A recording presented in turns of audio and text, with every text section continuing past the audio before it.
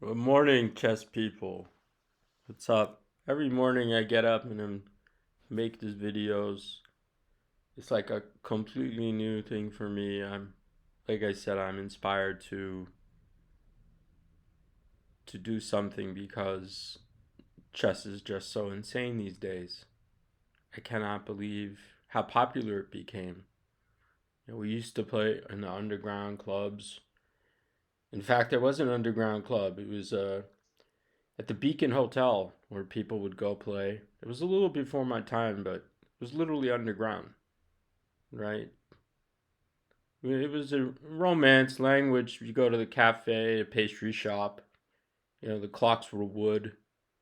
The boards were beautiful, and people were smoking, drinking. It was an underground sport. It was an art. Now look at it. Well, it's fascinating that it's so popular, and I'm pleased that people finally woke up to chess. Um, as it continues, it'll probably be the biggest game in the world. Okay, I'm in Montreal. It's freezing cold in the wintertime. Avoid Montreal in the wintertime. If you learn anything from this video, it's bitching cold in the wintertime in Montreal and damp. And I went up there in a leather bomber and I was freezing my ass off. It's a beautiful place. I love Montreal and I love Canada, but just be warned. And we had an ice cold game to go with the weather against Mr. Voskanyan, FIDE master, who was at one time 24-25 FIDE. So he's pretty good. And we have to defend against this tiger. Okay, we had a shout out Simon Gravel, my friend from Montreal. We met in New York, but then we played in this tournament as well. Um, we have this business here with this is all very standard. He was a little older than me, and I was thinking, you gonna play it safe, but this has all been done. D5. Um, I think this is also pretty standard. DC Queen A5 probably happened a billion times only. The idea is simply to take back on D5, and then we're putting triple pressure on C3, and Queen D5, Bishop C3, and Bishop D2 is pretty standard, and then I think the method is you go Rook D8, and when they play Bishop takes C3, threatening your queen, you can go Queen takes C3, and I think this is supposed to be equal, and then you recapture the queen on D5, of course. So my spicy opponent decided that he would just give the rook and go for the dark squares. Very scary. I remember thinking, oh shit, like if I had this in a blitz game or you had this in a bullet game or something, you're probably getting checkmated. Maybe. But you do have some time, so you have to kind of organize a defense, right? So, of course, knight c6 looks very scary because you're forced to. He goes bb2, and you have to go queen a2, and then rook a1, some queen c4. You have to stay on the light squares because queen h6, f6, knight g5 is coming. And you can't take the knight on g5 because queen g7 is maybe opening the diagonal. And the reason you have to stay on the light diagonal is because you need, when the knight goes on g5, you need rook f7. And on knight f7, you can take back with the queen. So there's some defense there. But it does feel a little dicey, to be honest.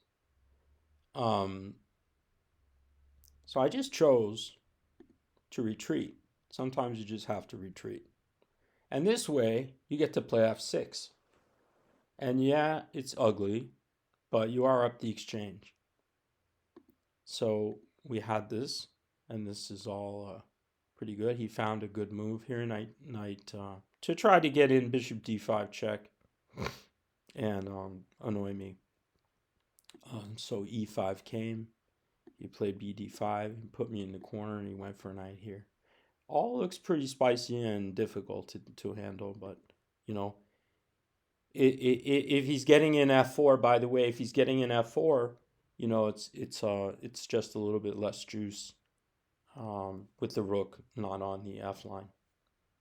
So, and also create some counterplay and make threats maybe ourselves, you know, if we ever get to some light squares. Rook d1 and develop. Knight t6, develop. We have f7 covered.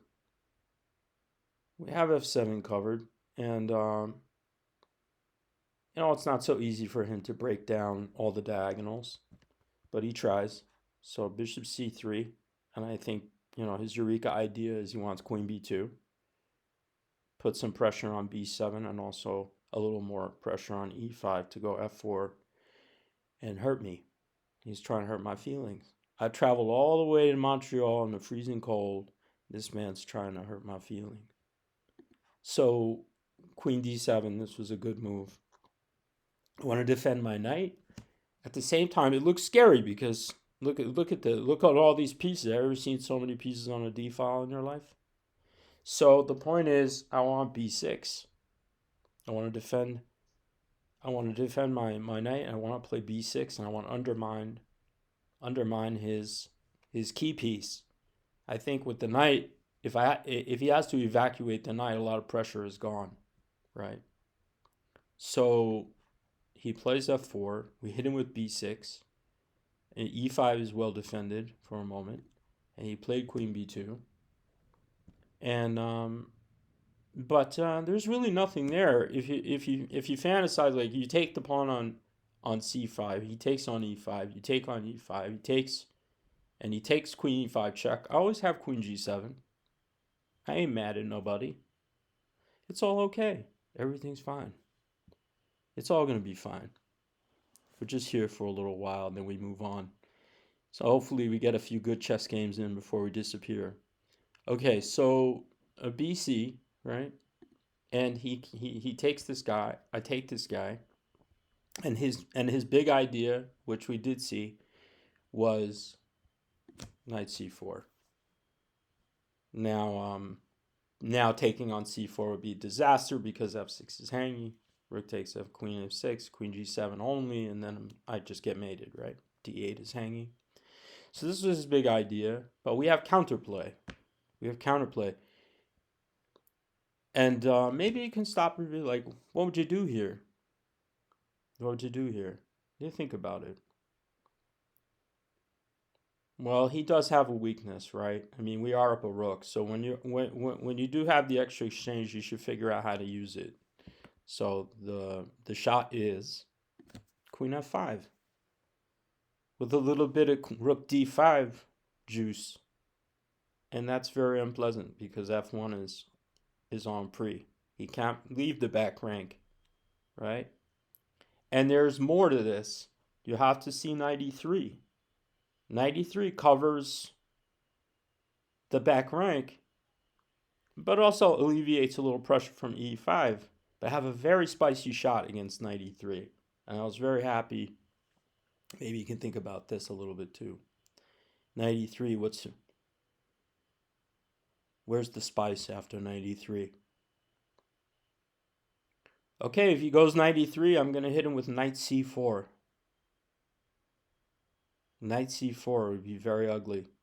He can't take my queen. If he takes my queen, the whole attack is gone. Take on b2. He's still pinned. And so, and if he takes, bishop takes c4, it's rook takes d1. Knight takes d1 and queen f1 mate. Right?